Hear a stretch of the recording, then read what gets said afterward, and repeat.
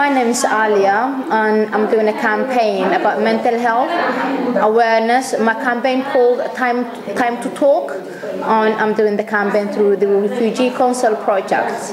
And I'm Kajal, and I'm Aaliya's campaign mentor. So Aaliya and I have been meeting up since the beginning of summer and discussing her campaign and working towards getting more research and today's event. Do you want to say a little bit about the event? Yeah, the event has been organised to address the lack of the representation of the Somali women in Camden, and to provide a voice and a platform. There's a lot of people are suffering about mental health, and they did not have the support they needed. And I didn't realise until I have experienced myself about.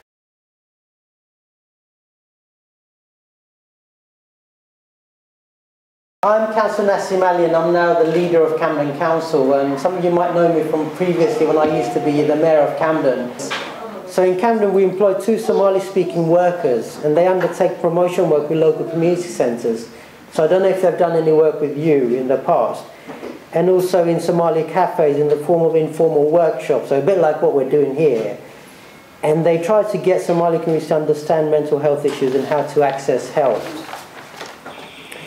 I mean, there are also specific issues to the Somali community. I mean, in the Bangladeshi community we have pan, which is what people chew, and then they feel good about it. You have cats. Yeah. So you've got cats, and cats is a drug. So in terms of cats, I've done a lot of work with the Somali community in 2005. We've been planning basically workshops and speakers for the event, and we had the leader of the council, Camden Council there, Councillor Naseem Ali, who gave a speech at the beginning of the day, which was amazing and really inspiring. And then we broke up into workshops and got really good feedback, like really good stuff from the group. I mean, in Camden we've got so many different organisations providing support for Somali community members. So there's no need for you to actually stay stuck at home. There's your outdoor gyms. So, you know, they're there for you to actually use. So in the summer, come and do a bit of exercise. And we need to do exercise to keep our body fit. So it's the mental health issues, but also the body. So the mind and the body needs to be kept fit as well. So in our community, sometimes when you're 35, people say, oh, you're too old to exercise. You're never too old to exercise because your body needs that exercise. Most of the women, they had the opportunity to express themselves. There's a lot of people are coping about the stigmatization and the discrimination, but they realize it's something needs to be done. Most of the thing they were complaining was that they don't have a place where they can socialize, where they can exchange the idea and talk about the issues. As most of them talked about, the most important thing to have is to have a social club where they can express themselves, and they did not know who they can target and who's the lawmakers and who they need to contact in order to change the system or to hear their voice. And we are just planning to meet again to talk more about and to target the specific people on the specific sessions we want to face and we want to talk about. And I think today's been really great for Aaliya because she's met other women who feel as passionately as she does, and so one of the best things that's come out of it is that they've united as a little team, and so when they actually do go to meet councillors and other decision makers, they can actually meet together, which is really powerful. Always when we heard mental health, we just have the stigmatization, we run away from the word, but honestly we just suffer and experience daily life, the stress, the fear. So if the mother has a baby, we know what happened to us, the body change, like in Anaga we don't understand in that way. So absidoo kalento, stress ka, depression ka, waa qayb ka mid ah xanuunka keena maskaxda iyo waxa hadaan ka hortagina, it just leads you to severe damage. So the reason I have chosen this particular program is my mom has a vascular dementia, and as well as I interpreted for a lot of Somali mothers who've been described the anti-depression pills, what they call mood tablets. Like, and we just always ignore it, but we go to the doctors and then talk about we have this and that. wax dhan systemka ku galayaan, but where do we go for help? What's the service available for us? We're not aware of. So it's your job just to come and say, what do I need to do? Where is the services? Who can I talk to? Who can help me to gain what I want to get? So it's, you guys have to speak up and talk. What is your problem? Because there's so many services available through the council.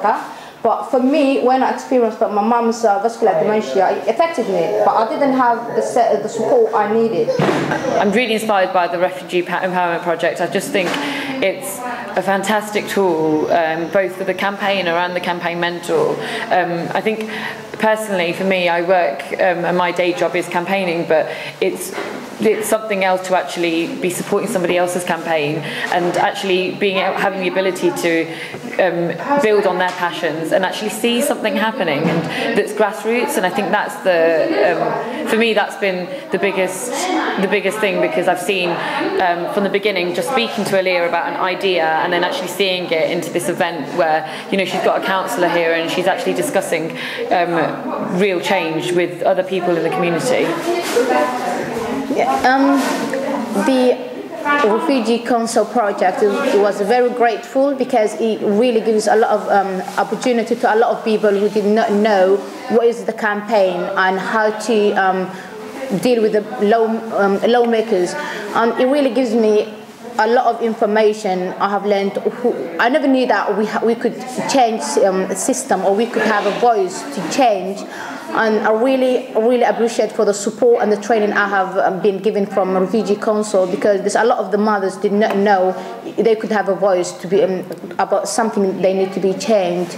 And I'm so happy to express myself and tell them that I'm going to be their campaigners. So if there's any issue, we could raise and talk about it and take it on to board until we get things to be done about the issue they complain about, because we are a community who don't complain, and whatever we get, we just satisfy and go away. We never speak about it. There's we don't talk about it because of cultural issue. We don't talk about it because of language barrier. I really appreciate this opportunity. It makes me feel like, okay, I can do something. I can empower my other people who don't speak the language. And I really I'm grateful for the Refugee Council giving me this opportunity to learn how to do a campaign. And hopefully I will help a lot of people who need help, and I can direct them to the places where they need to get the information, the advice that they need, as I have learned a lot through my training project. So when